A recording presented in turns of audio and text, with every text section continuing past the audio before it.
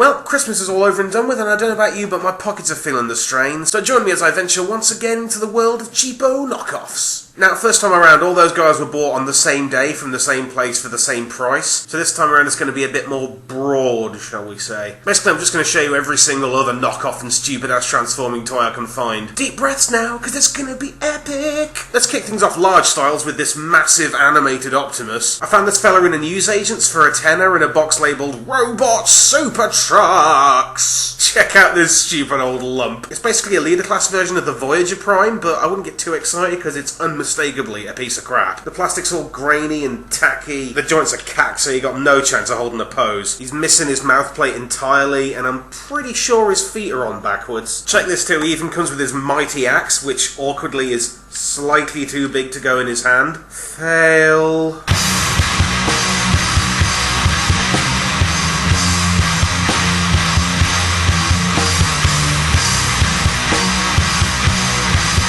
Transformation's probably quite good on the original toy, but on this one it's a bit of an ordeal. The crappy plastic and weak-ass joints make it a bit of a white-knuckle ride. And obviously the axe is too big to fit on properly, so it just has to sort of balance on top there. But don't you think this is at least a little bit awesome? I mean, this is what knockoffs are all about. Yeah, it's properly shoddy, but it's the same as something I like, except it's huge. And that's cool. Staying with the oversized freaks for a second, check out this lovely big wrecker hook. I got the proper toy off Carl a while ago and I was all like, this guy really needs to be big. And Carl immediately came back to me with a bigger one. What a guy. So this thing's okay. It's about Voyager size, and just like Prime it looks really cool, but getting closer and it starts to wither under the lights a bit. The material's bad, but it's a weird kind of bad. It's smooth and all sort of creaky, and I just don't like it. Also, the automorph doesn't really work, and they've done away with the see-through green, so he's got this murky blue light piping, and this awful beige mace. Paint job nice and half-assed too. The flames have gone all dim, and check it out on the side for some upside-down decals. Whoops! Okay, let's see what our old mates at Funtastic have been up to, shall we? Dig, if you will, this 2-pack of Super Change robots, which I'm sure you recognise as G1 Swindle and Brawl, or maybe, you know, RID, Rollbar and Armorhide. At first glance, these guys don't seem too bad. I mean, they're faithful enough, but the quality... Jesus Christ! Mega thin plastic, mono legs all round, conspicuous hollow bits. They've even chopped off the copyrights. All that good stuff. Again, these guys even come with mismatched weapons that don't fit. These two are just a symphony of bumbling failure. I mean, they weigh nothing. I wouldn't even want to try them on Bruticus. Totally loathsome and utterly incompetent in every sense, and they're absolutely no use to anybody. In fact, I think it's time they got smashed.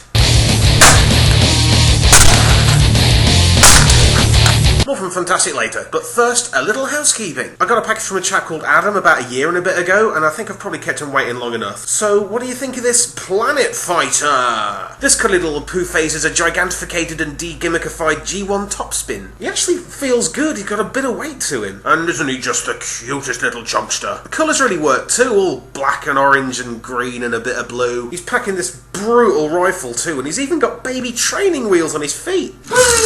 Alt mode's a laugh riot too. You can kind of see in this mode that he's a bit altered from the original, but still, would it fly? Check this out too, apparently it's China patented by Hasbro.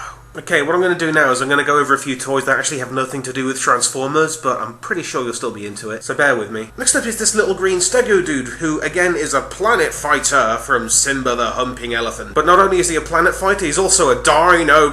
Well, wait, what? And although he's nicked the name, he's actually not a knockoff as far as I know. So he's an okay dino, right? He looks passable. Good shape, nice scaly skin, all in order. But then...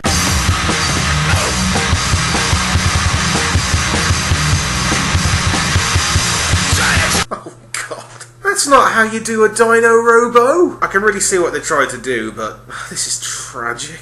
Okay, moving on. This next little trio come from a line called Transbots X from Playmind, and they're almost awesome enough for their own video, but not quite. So here we go with this little chap who's called Sniper. He's basically just a crap Skyfire. I mean, he's not bad quality, but I'm pretty sure he's supposed to be the leader, and he's really not a very good robot. I mean, look at his arms, they're a joke. And he's got this naff sort of ill-defined shredder face. Transformation's extremely basic, and the alt mode's not much better. It's full of kibble and ugly joints. Crap Skyfire. Thankfully the other two are a tiny bit better. This dude's called Cricket and he's actually a bit lovable. Again, he's proper basic, all stubby arms and static legs. But he's just got a good vibe. His head's cool, it's got a bit of an air of one of those victory guys. And check his belly for flip over engine action. That's rad. Alt mode's kind of nice too. This guy really feels like a GoBot or like an overweight hot rod. I don't know, I just like this little guy. Makes me smile. Last up is this Big Drill looking dude, whose name is Big Drill. Robot mode's a bit flimsy, sadly. His head's on a pole, so he's got no neck, and his arms are all over the shop. Also, he has a hell of a time holding his melee weapon. Not that it really matters when he's got these awesome shoulder cannons and these megalon arms. And oh yeah,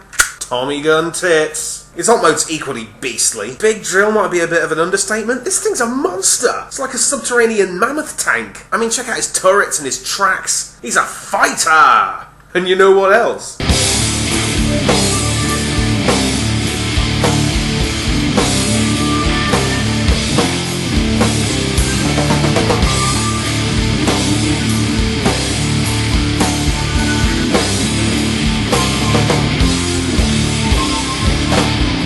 Oh yes, third-party Gestalt. Oh, the joys. Yeah, I know, this big fella's a bit crummy, with his stumpy three-quarter-length arms, retarded hawk head poking out the chest, Cricket staring right out the back, ill-fitting hat, this unusable ultra staff. And get this, Big Drill actually splits in half to form the legs, and then his head becomes the gun. That's dedication. This is actually the biggest combiner I have, but he doesn't really have a name apart from Battle Warrior. So sticking with that Japanese theme of authoritative sounding pseudo-Latin, I like to call this guy Caligulus. Brutal and beautiful. And slightly terrible. Made my day. Brace yourselves now because we're moving into the realms of the ridiculous. Join me if you will for a quick peek at this little thing. It's just a tiny red kidified fire truck. Very square and compact, very baby's first Autobot. So what is it, a knockoff Inferno? Well, you'd be forgiven, it transforms almost exactly the same, right down to the dramatic head reveal. The roof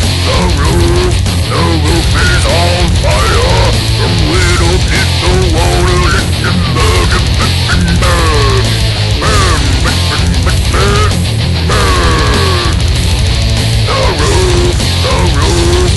That's right, ladies, it's Fireman Mother-Flipping Sam! Yes, indeed, this is the Fireman Sam Jupiter convertible from character. And it is just the doofiest thing I've seen in my life. I mean, look at it. Would you want your kid playing with that? That's not cute. This is an abomination. Look, character, look at what your careless hands have wrought. Look into its eyes. It longs for death!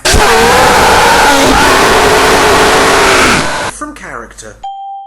And finally tonight, no point screwing around, look what I got here. It's a cheapo, fantastic Poundland version of that awesome Thomas combiner everyone's always whispering about. Woo, mama! So let's break it down, shall we? You got this big red express loco, this industrial looking blue fella, and this classy little green number. The trains themselves are alright, they're pretty rich in detail, and you can even hook them together just about. Choo-choo, Thomas! Woo-woo! Woo-woo, Thomas! Choo-choo, Thomas! Woo-woo! Woo-woo, Thomas! Choo-choo, Thomas! Woo-woo! Woo-woo, Thomas! So yes, they fit together using the magic of parts leprosy and Bob's your fat controller, combine mode! It's a shame this thing's a knockoff, because the quality stops it from being any fun at all. I mean, the plastic's cheap as hell, it feels like it's gonna fall apart, the robot joints are awful, and the whole thing could just really benefit from a better paint job. But it works, sort of. I suppose it's a functioning figure, and it's far from the worst. But ultimately, all I can feel for this toy is pity, really, because I get the feeling it wasn't designed as a joke. I mean, look at the robot head and the weapons! This is like some awesome Industrial Revolution Super Sentai thingy. And I get the sense that once upon a time this was actually a pretty killer toy. These trains aren't even remotely Thomasy. That's not Thomas, that's not James, and that's not Percy. This was just a cool train combiner toy that was just kicking it, and then one day somebody found it and was like, hey, let's just paint it in kitty colours and give it a face like Thomas Tankman. And then years later Funtastic found it and regurgitated it again in solid colours with these nightmarish generic faces. And here we are. So while this toy is a ridiculous, laughable hunk of crap, spare a thought for the amazing Night Morpher precursor it probably was once upon a time. I mean, even now you could probably get a pretty awesome custom Hearts of Steel rail racer out of it, and I think that'll probably do for knockoffs. Jesus, that went on a bit. Nice one if you stuck around to the end. Thanks again to Carl Magus and Adam for the donations. This has been episode 90, you've been a wonderful audience, and I've been a useful little engine.